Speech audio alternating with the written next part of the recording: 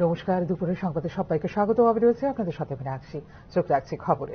রাজ্যে বর্তমানে ক্রিমিনাল কেসে শাস্তির হার 29%, তবে 2023 সালের তুলনায় 2024 সালে রাজ্যে অপরাধী শাস্তি বৃদ্ধির হার 21% বলে জানিয়েছেন মুখ্যমন্ত্রী। রাজ্যের বর্তমানে ক্রিমিনাল কেসে শাস্তির হার 29.80% বলে সোমবার বিধানসভার প্রশ্নোত্তর পর্বে জানিয়েছেন মুখ্যমন্ত্রী ডাক্তার মানিক সাহা। বিরোধী কংগ্রেসের পক্ষ থেকে আনা এক প্রশ্নের জবাবে একথা জানিয়েছেন মুখ্যমন্ত্রী। রাজ্যে ক্রিমিনাল কেসে পানিশমেন্টের হার বৃদ্ধি করতে প্যারালেল অফিস এবং পুলিশ কোর্টের সহায়তায় কোর্টে বিচারাধীন কেসগুলোর উপর নিরন্তর নজরদারি রাখা হয়।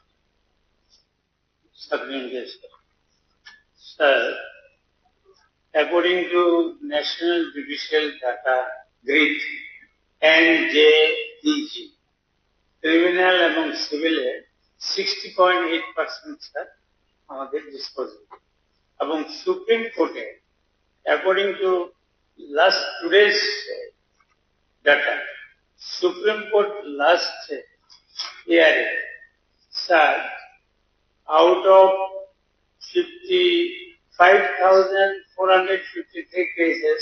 রাজ্যে অপরাধীদের শাস্তি বৃদ্ধির জন্য বিশেষ পদক্ষেপ নিয়েছে রাজ্য সরকার। এক্ষেত্রে গত 3 বছরে সাজাপ্রাপ্ত আসামির সংখ্যা মোট 1,596।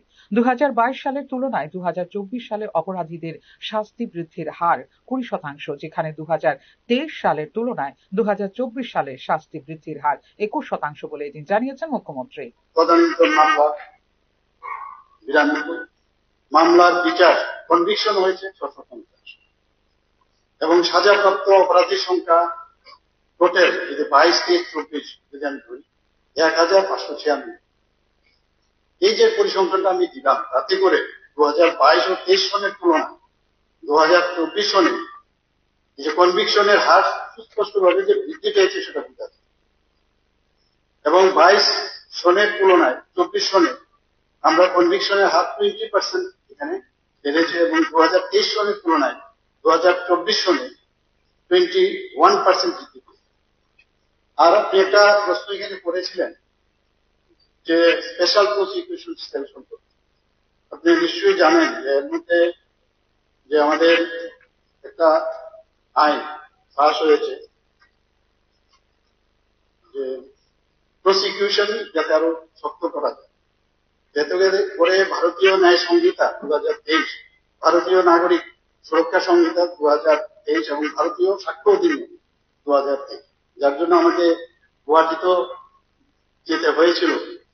এই বিষয়ে আমাদের মাননীয় হোম মিনিস্টার সাহেব সেখানে ছিলেন, সমস্ত মুখ্যমন্ত্রীর নির্দেশে সেখানে আমিও এই বিষয়ে ত্রিপুরাতে কি রাজ্যে ভারতীয় ন্যায় সংহিতার সার্থক বাস্তবায়নের জন্য ইতিমধ্যে বিশেষ পদক্ষেপ নিয়েছে রাজ্য সরকার।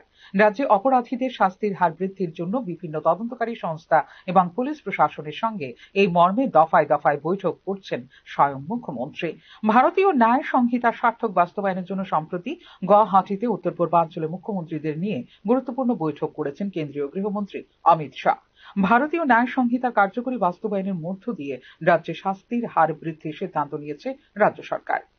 Bureau report, news now. নিয়োগের অভাবে রাজ্যের বিভিন্ন দপ্তরে শূন্য পদের সংখ্যা প্রচুর। রাজ্য সরকার সিদ্ধান্তের অভাবে নিয়োগ হচ্ছে না বলে জানিয়েছেন বিভিন্ন দপ্তরের মন্ত্রীরা।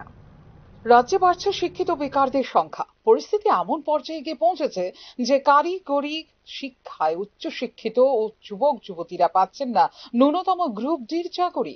অথচ রাজ্য সরকারের বিভিন্ন দপ্তরে তৈরি হয়েছে শূন্য পদের পাহাড়। অপেক্ষাকৃত মাঝারি এবং ছোট আকারের দপ্তরগুলোর মধ্যেও জমে গেছে প্রচুর শূন্য পদ। এর মধ্যে একা প্রাণী সম্পদ দপ্তরে শূন্য পদের সংখ্যা ছাড়িয়েছে 1,500।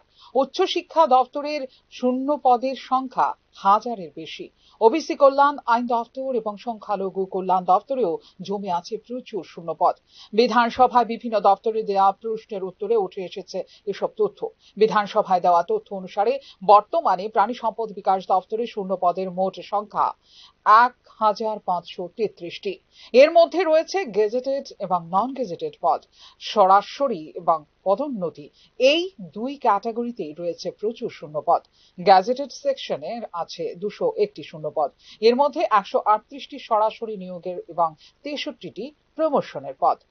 নন গেজেটেড সেকশনে প্যারাভেট উইং এ 488টি, মিনিস্টেরিয়াল স্টাফের 133টি এবং ইঞ্জিনিয়ারিং শাখায় রয়েছে সবচেয়ে বেশি 505 জন।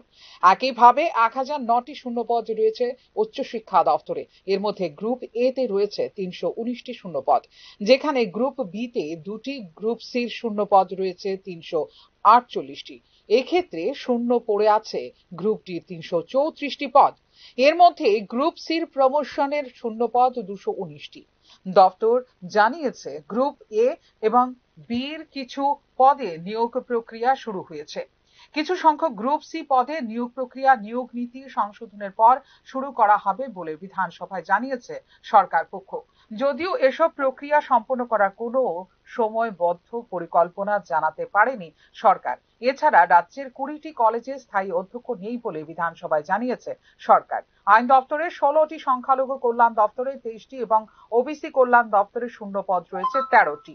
Librarian, head clerk, UD clerk, LT clerk, driver, multitasking staff librarian, head clerk, UD clerk, LD clerk, driver এবং মাল্টিটাস্কিং স্টাফ বা পিওনের শূন্যপদ আছে আইন দপ্তরে। সংখ্যালঘু কল্যাণ দপ্তরে নির্দিষ্ট সময়সীমা এককভাবে দপ্তরের পক্ষে বলা সম্ভব নয়, কারণ শূন্য পদ পূরণের বিষয়টি রাজ্য সরকার সিদ্ধান্ত নেয় বলে জানানো হয়েছে বিভিন্ন দপ্তরের পক্ষ থেকে।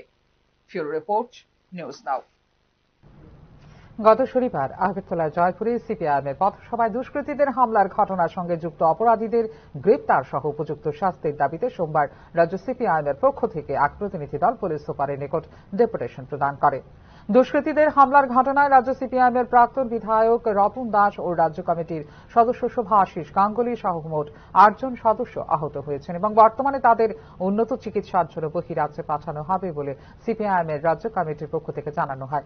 সিপিআইএমের পথসভায় হামলাকারী দুষ্কৃতীদের অতি সত্বর গ্রেপ্তার করে তাদের শাস্তি প্রদানের দাবি নিয়ে এদিন পুলিশ সুপার ডক্টর কিরণ কুমারকে নিকট সিপিআইএম রাজ্য কমিটির পক্ষ থেকে ডেপুটেশন দেওয়া হয় বলে জানিয়েছেন রাজ্য সিপিআইএমের সদস্য কৃষ্ণা রক্ষিত।